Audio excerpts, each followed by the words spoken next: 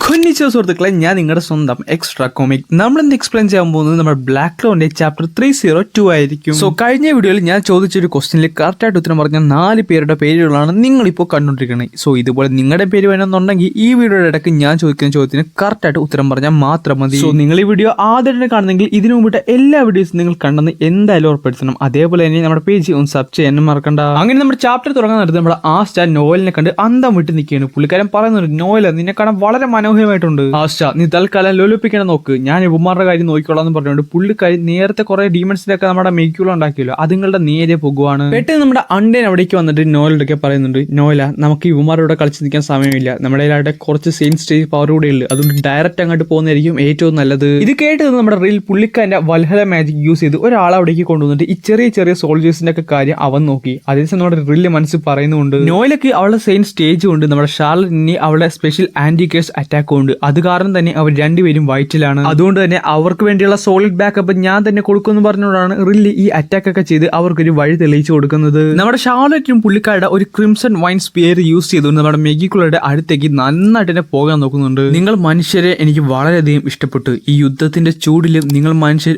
ഓരോ പോയിന്റിലും ഇവോൾവ് ആയിക്കൊണ്ടിരിക്കുകയാണ്, എനിക്കത് വളരെ നന്നായിട്ട് തന്നെ ഇഷ്ടപ്പെടുന്നുണ്ട്. ഇതും പറഞ്ഞുകൊണ്ട് നമ്മുടെ മെഗിക്കുള നേരത്തെ ഉണ്ടായിരുന്ന കുറെ ചെറിയ കുറെ ഡീമൻസ് ഒക്കെ ഇല്ലായിരുന്നു, അതുങ്ങളെല്ലാം കൂടെ ഒരു കൂട്ടമായിട്ട് മാറ്റി ഒരു വലിയ ഡീമൻസിനെ ക്രിയേറ്റ് ചെയ്യും. അതിലൊരെണ്ണം നമ്മുടെ നോയിലയുടെ വട്ട വരും. പക്ഷേ പുള്ളിക്കാരി പോലും പ്രതീക്ഷിക്കാത്ത സമയത്ത് അവിടേക്ക് നമ്മുടെ ലക്ക് വന്ന് ആ ഒരു ഡീമിനെ കംപ്ലീറ്റ്ലി നശിപ്പിച്ചു കളയും. നോയില, നീ എന്റെ പുറകെ വന്നോ, ഞാൻ നിനക്ക് വേണ്ടി ഒരു വഴി ക്രിയേറ്റ് ചെയ്തേക്കാന്ന് പറഞ്ഞുകൊണ്ട് നമ്മുടെ ലക്കും പറഞ്ഞുകൊണ്ട് പുള്ളിക്കാരൻ ഫ്രണ്ടിലേക്ക് പോവുകയാണ്. അതേസമയം തന്നെ ഇതെല്ലാം കാണുന്ന റീലിന് കുറച്ചുകൂടധികം മോട്ടിവേഷൻ കിട്ടും. പുള്ളി പറയുന്നുണ്ട്, നമ്മുടെ കൂടെ ഒരു ലൈറ്റിംഗ് മാജിക്കും കൂടെ ഉണ്ടായിരുന്നെങ്കിൽ നമുക്കിപ്പോൾ കാണിച്ചു കൊടുക്കാന്ന് പറയാൻ നിർത്തി തന്നെ പുള്ളിക്കാരുടെ ആ വൽഹലയുടെ മാജിക് കാരണം ഒരാൾ അവിടെ നിന്ന് എഴുന്നേക്കും. അത് മറ്റാരും അല്ലായിരുന്നു, നമ്മുടെ ഗാജയാണ്. പുള്ളിക്കാരന്റെ ലൈറ്റ്നിങ് മാജിക് യൂസ് ചെയ്തുകൊണ്ടാണ് പുള്ളിക്കാരൻ എഴുന്നേക്കുന്നത്. എന്നിട്ട് പറയുന്നുണ്ട്, ഞാൻ പകുതി മരിച്ചിരിക്കുകയാണ്, എന്തായാലും എനിക്ക് നന്ദിയെ പറയാനുള്ളൂ, ഈ ഒരു അവസ്ഥയിലും എനിക്ക് ക്യൂൻ ലൊലോപ്പിക്ക് വേണ്ടി ഫൈറ്റ് ചെയ്യാൻ പറ്റുന്നുണ്ടല്ലോ, അത് തന്നെ വലിയ കാര്യമൊന്നും പറഞ്ഞിട്ട് പുള്ളിക്കാരൻ നേരെ ഇറങ്ങുവാണ്. അങ്ങനെ ലക്കും പെട്ടെന്ന് നമ്മുടെ ഗാജനെ കാണും. എന്നിട്ട് അവർ രണ്ടുപേരും കൂടെ ഒരു സ്ഥലത്ത് വന്ന് നിന്നിട്ട് ഒരേപോലെ ഫ്രണ്ടിലേക്ക് പോകും. രണ്ട് സൈഡിൽ കൂടെ അവർ വളരെ വലിയൊരു ഹ്യൂജ് ആയിട്ടുള്ള ഒരു അറ്റാക്ക് ചെയ്യുന്നുണ്ട്. അത് നമ്മുടെ മെഗിക്കുളക്ക് ഏൽക്കുന്നുണ്ട്. പുള്ളിക്കാരുടെ ശരീരം പതുക്കെ പൊടിഞ്ഞു പോകാൻ നേരത്ത് പെട്ടെന്ന് നമ്മുടെ നോയിലെ അവിടേക്ക് കയറി വരും. മെഗിക്കുളുടെ നേരെ പുള്ളിക്കാരുടെ സോഡ് കുത്തി ഇറക്കുന്നുണ്ടെങ്കിലും ആ ഒരു കേഴ്സ് കൊണ്ടൊരു ബാരിയർ സൃഷ്ടിച്ച് അതുകൊണ്ട് നമ്മുടെ നോയിലേക്ക് ഫുൾ അങ്ങോട്ട് അവളുടെ മേത്തോട്ട് എത്തിക്കാൻ സാധിക്കുന്നില്ല. പക്ഷെ എന്നിട്ട് നോയില നന്നായിട്ട് തന്നെ പരിശ്രമിക്കുന്നുണ്ട്.